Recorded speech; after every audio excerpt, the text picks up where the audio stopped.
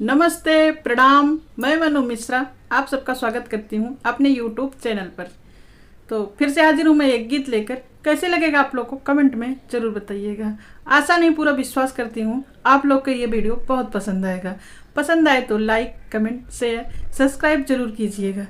धन्यवाद। अब गैली अपने पियवा से हार, छोटी ननदी हो गैली अपने पियवा से हार, छोटी ननदी हो। जेवना के मांगई राजा पूड़िया मिठैया हो, जेवना के मांगई राजा पूड़िया मिठैया हो। ऊपर से चटनिया चार, छोटी ननदी हो। ऊपर से चटनिया चार, छोटी ननदी हो। गैली अपने पियवा से हार, छोटी ननदी हो। अरे कूचन को मांगई राजा डबल डबल बीरवा हो, डबल डबल बीरवा हो। अरे ऊपर से घुट का पुकार, छोटी ननदी हो।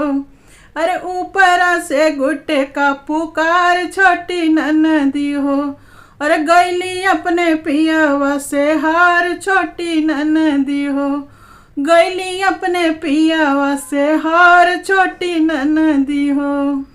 सुतने के मांगई राजा मखमल के गद्दा हो, मखमल के गद्दा हो।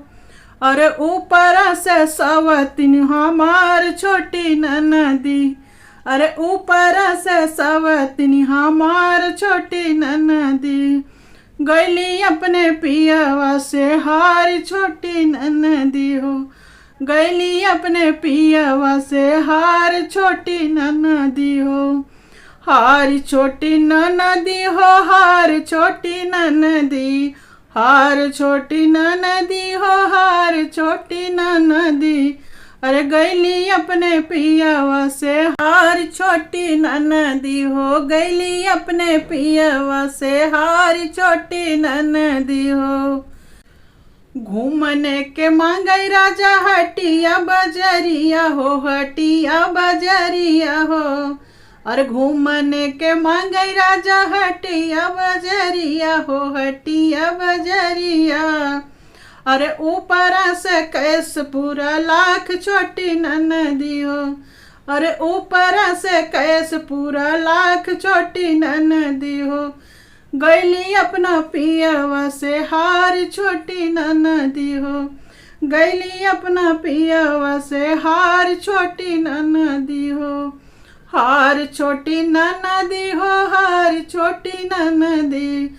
हार छोटी ननदी हो, हार छोटी ननदी। गैली अपना पियवा से हार, छोटी ननदी। अरे गैली अपना पियवा से हार, छोटी ननदी हो।